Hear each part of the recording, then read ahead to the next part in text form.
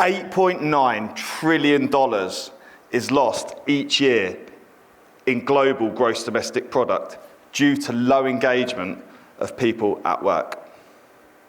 Isn't that an astonishing number? To put it into context for you, a trillion, for those of you that aren't the best with numbers, is 9 zeros. And to put further context on it, Apple, the global tech giant, last year in 2024 were estimated to be valued at $3 trillion. So the loss annually in low engagement at work is 3 times the valuation of the global tech giant that is Apple. I don't know what you think about that, but that is astonishing, isn't it? Gallup are a research and analytics company. They survey employees around workplace engagement, which basically means how energized, motivated, and focused people are on the work they do. In 2024, they produced the State of the Global Workplace report. I reviewed it and found this astonishing number that nearly $9 trillion is lost each year due to low engagement. Those surveyed were split into 3 categories: engaged, not engaged, and actively disengaged. 23% of respondents were engaged at work. That means that 77% of people are either not engaged or actively disengaged at work. I believe with a simple performance trifecta model that we can change that narrative, that we can ensure that people are engaged at work. Why do I care? Why should you care? You, me, on average, will spend around 100,000 hours of our life at work. 50 years of our best life is spent working, and the data shows that it's making us miserable. That has a knock-on impact on our well-being, on our families, and those that we love and care for most. I'm going to tell you a story, and I'd like you to think about whether this would lead to workplace engagement or not. I would also like to add any resemblance to real life or real people, purely coincidental, and you are allowed to laugh. Arthur was my boss many years ago. He owned a group of body shops, not those ones where you buy creams, perfumes, and toiletries. You know the place you go to get your car fixed when you've had a crash. Arthur was a red-headed dictator. He had a neat side parting, fine moustache, and a long, masculine, meaningful stride. He was also a control freak and could shout so loudly. When I first interviewed with him at 21, he said to me, "I'm looking for people with the hunger and ambition to take this guy's job," pointing at his operations director. In that interview, I was successful. Woo me. Woo. Over time, I worked my way through the ranks to the general manager of their flagship depot in Peterborough. I learnt that motivation in the school of Arthur was like the carrot and the stick, only without the carrot. As I said, Arthur was a control freak. One day when he was yachting on holiday in the Caribbean, and I'll never forget this call. It was 10:31 on the first day. And what you must know is that at 10:30, the team in the workshop, my team, would go for morning docky, which is a term for fen boys like me, or morning break for normal folk like you. Anyway, 10:31, holiday, day 1, ring, ring. It's Arthur. Hi, Arthur. Why haven't you turned those lights out yet? They're all on break and it's 10:31. I know what you may be thinking. Arthur's a moron, right? So I'm Pete, and I'm an expert on motivation and what it takes to build high-performing teams and influence workers to deliver their very best work. I want to share with you today a simple model called the Performance Trifecta to help ensure that we deliver high levels of performance organisationally and individually as well. The thing is is people misunderstand motivation. It's clearly a vital part of performance. The data says that lack of engagement is having a global impact of nearly $9 trillion on the economy. The thing is fundamentally, I believe, that people misunderstand motivation. Most people believe that motivation can be gained extrinsically or externally to us. That you can go and see a motivational speaker or listen to a motivational talk or watch a motivational video and we can be motivated. But I think different. I believe motivation's internal, and it's in here. The Performance Trifecta is a 1, 2, 3 bet to help enhance and ensure high performance in organisations. The first part of the Performance Trifecta is direction. The second, skills.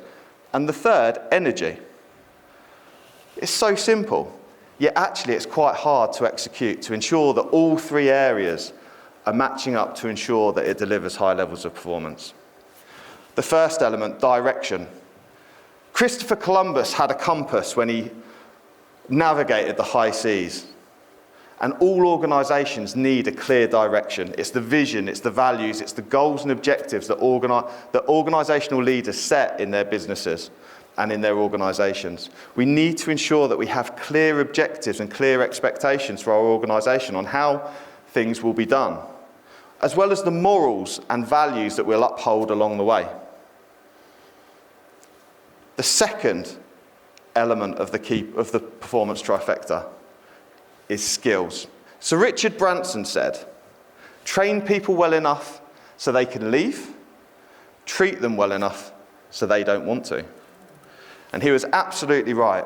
Organisations need to ensure that we invest in our people. And I'm not talking about only investing in the chairman or the CEO. I'm talking about investing in the cleaner all the way through to the chairman and the CEO. That everyone should have the opportunity to develop their skills, not just from a professional perspective, with the technical and mandatory skills that are necessary, but also with leadership skills and communication skills to ensure that people can gel together and perform well as a team. The third element, and most important, that's most misunderstood, energy. We need to have energy. If you look at all the high performers that you're aware of, sports and athletes like Simone Biles or Usain Bolt, musicians like Ed Sheeran and Taylor Swift, or those on our TV screens like Anton Deck, they all bring high energy and engagement and motivation to the work they do to enable them to perform at really high levels. I believe that leaders should take the time to really understand what drives and motivates their people, not just externally, but internally as well. Motivation, like I say, is internal to us. It's in our thoughts and beliefs, our fears and fear of failure. It's in the voice of our parents telling us we can or we can't. When I was just a boy, all I really wanted was to make my parents proud. I would go to school each day and I'd try and do my very best to ensure that I got a gold star. I would go and play football to impress my dad and try and ensure that he was as proud of me as possible so that he'd tell me how well I did. Over time, things don't change quite so much. When I first started my business, all I really wanted to hear was, Pete, I'm so proud of you, so proud of the leader, business person, father, son, husband, handsome model, comedian you've become. Isn't that so validating to hear? Genuine feedback on how we're performing and how we're doing.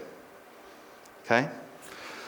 What I really want leaders to understand, and we're all leaders in one sense or another, whether we lead in our work or whether we lead at home, whether we lead ourselves, what we need to understand is what really is driving and motivating us to do that. And what I mean by that is we're all motivated in different ways. Some of us might be motivated by meaning and purpose, and other people might be motivated by freedom and autonomy. But we're all motivated in very different ways. And one of the issues that leaders have is we just anticipate that other people are motivated the same way as us. Okay? Back to Arthur. The thing is, I liked Arthur. I still like Arthur now. He believed in me. He gave me an opportunity. He nurtured and developed me the best he knew how. Arthur is our archetypal, stereotypical, high-performing businessman who must be performing well. He sold his business for millions of pounds in his 50s. But what if Arthur had it wrong? Low profit margins, high turnover of people. With the Performance Trifecta model, he could have developed a legacy of advocates if he'd really stopped and listened and tuned in to the people that were working for him. See, the thing with the Performance Trifecta is it's like fire. The Industrial Revolution was powered by fire, and there's 3 key elements we need to create fire. Spark, heat, spark and heat, oxygen, and fuel. It's just like the Performance Trifecta. The heat and the spark is like the direction that set things moving. The oxygen is like the skills that breathe life through the performance and helps the fire grow. And finally, fuel. Every fire needs fuel, right? And the same, we need organisational energy to ensure that we deliver high levels of performance. So we really need to create the new industrial revolution, which is powered by people and by the fire that we can create in their engagement and motivation. We've learnt 2 things so far. The first, performance follows the Performance Trifecta model, which is 3 key steps. Humour me here. The first is direction. The second, skills. And the third, energy. Fantastic, thank you.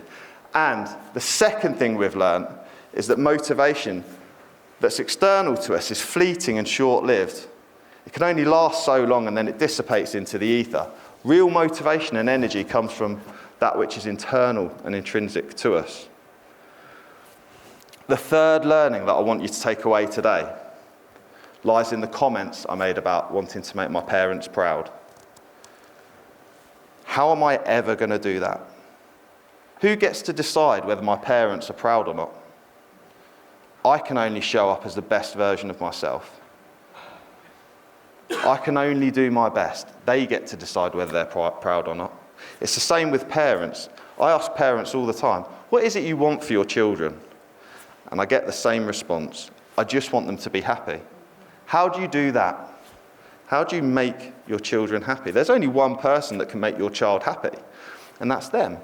You can just show up as the best version of yourself. Ladies and gentlemen, the big takeaway that I want you to take from today is that motivation that's external to us is fleeting and short-lived. I want you to focus on creating goals and objectives for your teams of people that they can control, that is in their power, not in making other people proud or worrying about what other people think about their cars, their clothes, their watches. None of that really matters to people. We need to focus on the things that people can control. And I want you to realise that you don't need to look externally for motivation. You've already got it right here. You just need to take some time, have a listen. It's in there and has been all along. Thank you very much.